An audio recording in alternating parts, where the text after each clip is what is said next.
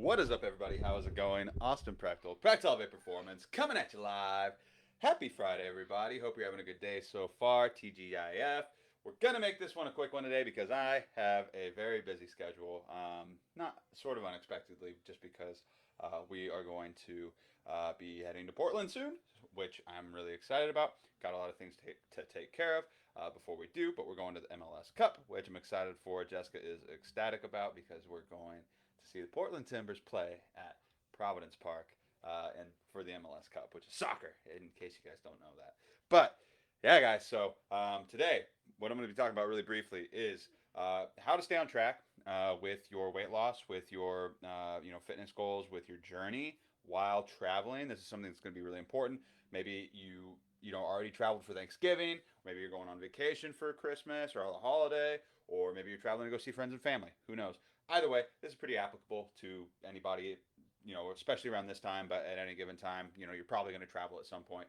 And you got to know what you need to do in order to stay on track with your goals. And so that's what we're going to be talking about today. And so I've got like a list of let's see, like 7 or 8 things that I want to, go over real quick with you guys that I'm doing to give myself the best chance I got at my maintaining my goals. So, and if you guys hear some barks and stuff and some toy noises and stuff, my kid just got some early Christmas presents from his grandparents, and so he's playing with those. And the dogs are having a time apparently with them because one of them's like a robotic snake thing, and they don't like it that much. But that's okay. What's up? How's it going, Sharon? How's it going, Sharon?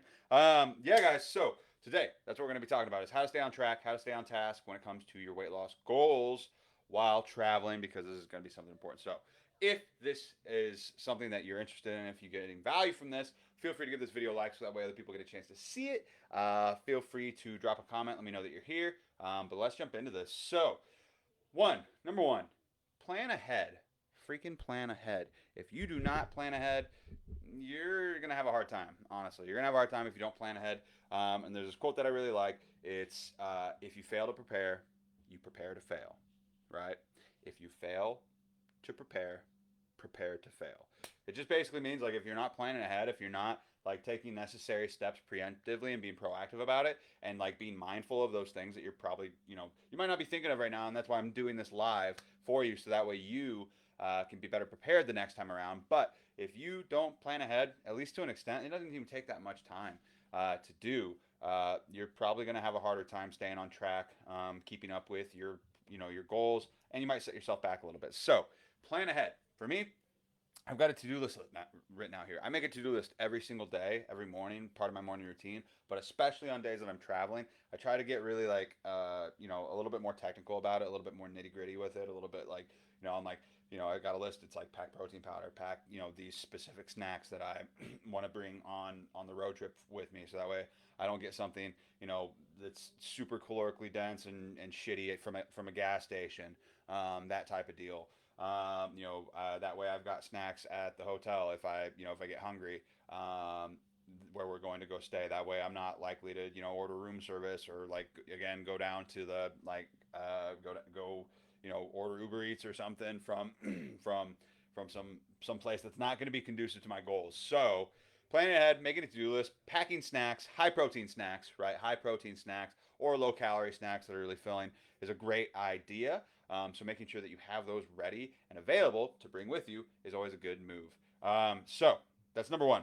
Number two, get your protein in early. Get your protein in earlier in the day, as much as possible, especially if you're planning on going out to eat, if you're planning on going out to dinner somewhere, or you're traveling or whatever it may be. The sooner you get your protein in, like the better off you are, because one, you're good on protein. You're probably going to be feeling more satiated coming into the dinner or the meal or whatever you're going to anyways, and it's out of the way, so you don't have to worry about getting your protein in, and then you can enjoy the carbs and the fats and the more fun foods that are out there. And if you get a little extra protein in, that's fine at the end of the day, as long as you don't go over your calories, right? Because in case you don't know this, any excess protein that you consume, your body is going to convert into carbs anyways. So yeah, so that's just a fun fact for you. But yeah, so get your protein in early. Make sure you get your protein in. Protein is like your going to be probably the one of the most difficult things for you to do. So if you can knock that out early before you even go on your trip earlier in the day, or make sure you're packing snacks that are high protein while you're out and traveling, you're gonna set yourself up for success much better if you didn't plan ahead for that. So number three, the number three thing or fourth thing that I want to go off and tell you guys about is mindset wise, plan for variability. Expect the unexpected. Plan on like, things, not going perfectly because you're traveling. You're not in like as controlled of an environment as you are when you're at your home where you've got your pantry full of food that you've got readily available. Or you've got your fridge and you got access to the grocery stores and things like that that you normally would. Plan for variability. Depending on how long you're going to be gone for your trip, we're just going to be gone for a couple of days for the weekend. But if you are like going away for a week or something like that, like you plan ahead and like know that it's going to be variable. Know that you're not going to have access to the same foods that you normally do. Probably know that and honestly, whenever I go on vacations, like I want to enjoy myself. Right, I want to enjoy myself. I don't want to set myself back a ton or regress or lose a bunch of progress. But what I do want to do is I want to enjoy myself to an extent. So oftentimes, if I go on a trip, especially like like on my honeymoon or like this weekend, like I'm not planning on making crazy progress, and I'm expecting that, yeah, I might not lose like a pound, pound and a half this week. I might only lose half a pound to a pound this week instead. Or at the very least, maintain, right? And so, depending on how long your trip is, maintenance, especially during the holidays or if you're going on a trip or vacation or something like that, maintenance can be a win in a sense if that's your goal. But expect that variability and expect, especially after you get back and during, you're gonna have fluctuations in your weight, right? Maybe you weren't drinking enough water during the trip. Maybe you were eating foods that are high in sodium, or you were drinking some alcohol or things like that. And guess what? Or maybe you weren't moving as much as normal because you're in a car or on a plane for that day or whatever it may be. Guess what? That's going to impact your weight. It might not be fat necessarily, as long as you stayed within your calorie goal. It's not, fat gain.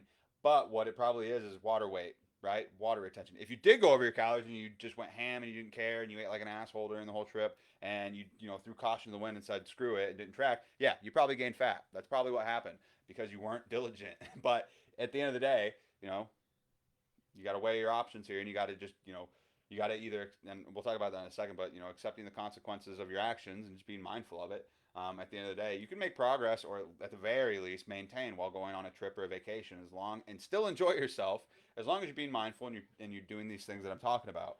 So expect fluctuations. It's going to happen. It's probably going to happen. And so don't let that don't let that cause you to shame spiral. Don't let that cause you to get thrown off the wagon and like beat yourself up like crazy for it, because that's going to do more harm than good, right? That's going to make things even worse. So be nice to yourself. That's the key here. Another tip: get a hotel with a gym. Get a hotel with a gym. Like pretty much like so many gyms now, more often than not, have gyms in them. They might not be the best gym in the world, right? But it's something. The one that we picked, I made sure that it had a gym before we booked it, and it does. And it's probably not going to have all the equipment in the world, but I can get a damn good workout in with the simplest of gym equipment, right? If you know what you're doing, you can get even if it doesn't have a gym, you can still do a body weight workout in your hotel room just fine.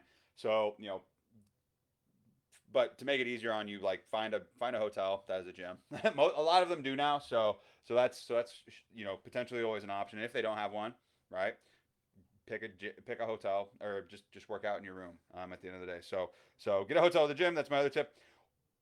Speaking of workouts, speaking of gyms though, get your workout early. Do your workout earlier in the day, because you and I both freaking know that after you've gone out and you're on vacation, you're going out and having a good time, and you probably are eating food. You're probably going to be walking around a lot or whatever it may be. You might even go out and have some cocktails or something like that. You know damn well that you are not going to work out in the evening. You know damn well, unless you got it planned with like a friend or something like that, or that's like the point of the trip in the evening, you know damn well that you're not going to work out in the evening. So get it done earlier in the day and get it out of the way so you can feel good about it, so it's not looming over your head the whole day, so you can actually enjoy yourself on your trip. Get your workout in earlier in the day and get it out of the way. That's my other tip. And if you don't have access to a gym, and depending on how long you're going to be gone for on your trip, right? Depending on how long you're going to be gone for on your trip, what I would suggest is, if you don't have access to a gym and if you're gonna be gone for a long time, get a really good like full body workout in before you leave. Like go to the gym and hit everything as best as you can. Obviously, you don't have to go like extremely ham on everything and be like extremely sore the first day of your vacation or whatever. But getting like a full body workout in ahead of time, that way you're done and you've checked all your bases. You hit your legs, your arms, your chest, your back, all that good stuff. And it's done. Cool. Then like you can kind of enjoy yourself. Like you kind of like you polish things off a little bit before you left, so that way you could come back not feeling like you're rusty in all these areas. Because a lot of times what happens is that people are like, oh yeah, today was supposed to be leg day. The first day of my vacation, that's supposed to be leg day, but that's fine. And then, a week goes by and it's been literally 2 weeks since you had a leg day. And then coming back into it, you're like, oh, God, this sucks. And then you're like sore as shit coming back into it, which may happen anyways. But by hitting everything before you leave, like with a nice like full body workout before you go on vacation, you're doing your best to like prepare yourself as much as possible to have an easy transition back into the gym once you get back from your vacation. And then you also feel like you're good to go. But yeah, so that's another suggestion that you could do. But on top of that, though, whenever you do go out to eat, this is probably, let's see, I've got 2 or 3 more tips. Pick when you're out to eat and you're on vacation. Pick simple protein-centric food choices. Right, there are plenty of like amazing and delicious food items on meals on menus when you go out to restaurants that have a big protein, either a fish or a chicken or even a steak, like that taste amazing. That yes, the calories might be a couple hundred off here and there whenever you're tracking it, but you can get a shit ton of protein in it, and it can taste amazing whenever you go to a lot of these restaurants. So pick something that's protein centric. Don't just get a giant ass bowl of pasta with like 2 little pieces of fucking chicken in it. Like get like a piece of get like a chicken breast or like the flavor really well, or like a piece of like awesome salmon or flounder or whatever it may be, like, or a steak. Like you can get mashed potatoes with it. You can get mashed potatoes with it. You can get whatever other things with it. But don't just get like a giant ass bowl of pasta with a shit ton of melted cheese. That's just literally a bowl of like fat and carbs with no protein in sight. Unless you already got your freaking protein in earlier in the day, like I talked about earlier. Then then you can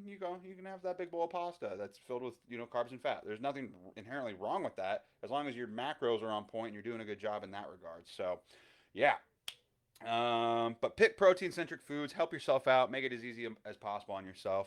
The last thing I will say is make sure that you bring a water bottle. Right? Bring a water bottle with you. That way you're staying hydrated.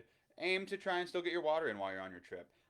You're going to feel better because of it. Your body's going to handle whatever crazy food that you're eating on your trip probably better. You're going to stay more hydrated if you were out there, planning on having drinks and things like that. You're just setting yourself up to have a better day and day after and vacation in general if you're staying hydrated, because your body's going to function properly while you're doing that. So bring a water bottle and aim to get at least 3 or 4 of them down before the day's over with, and and then you'll be good. And then that might help also prevent or mitigate some of the swinging highs of weight fluctuations that you might experience from being on your trip. So yeah. Does that all make sense? Drop a like on this video. Leave a comment on this video with what your number 1 takeaway was. What tip that you maybe weren't aware of, or what you're going to apply the next time that you are on a travel, or what your favorite tip was. And maybe feel free to comment in the chat something that I didn't say that you feel like is a good tip to remind people of. That you feel like other people benefit from. Let's help each other out. But yeah, and the last thing I'll leave you guys with is no one can make you do anything, right? No one can make you do shit. You are your own person. Nobody can make you do anything.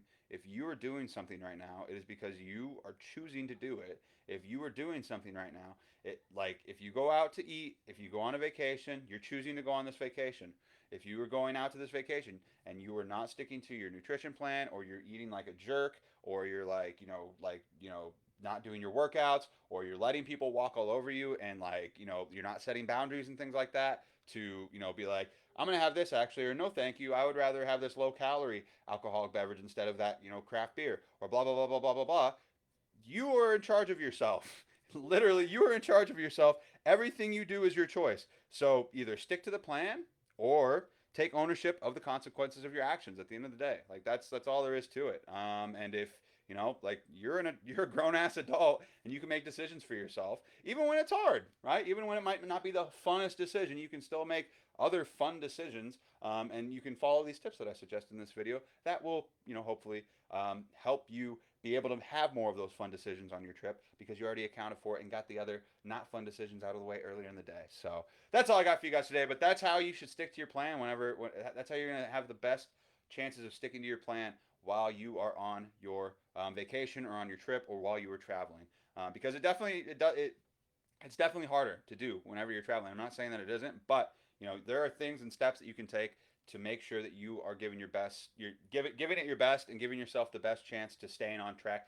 But the last thing I will say too is, like, once you get back, if you fell off, get your ass back on that wagon as soon as possible. Get your ass back on that wagon as soon as possible.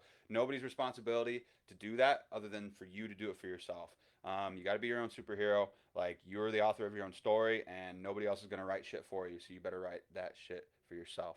That's all I got for you guys. That's what I'm going to leave you on. What's up, Eric? Hour play. Caught the end of this. Heck yeah. Thank you. I appreciate that. Once you finish watching this, let me know your number one takeaway. Other than that, guys, everybody who watches this, feel free to give this video a like. Helps other people see the algorithm. I know you guys might not think it makes that big of a difference, but it definitely helps. It definitely helps other people see this stuff. That's just how Facebook rolls. So feel free to give this video a like.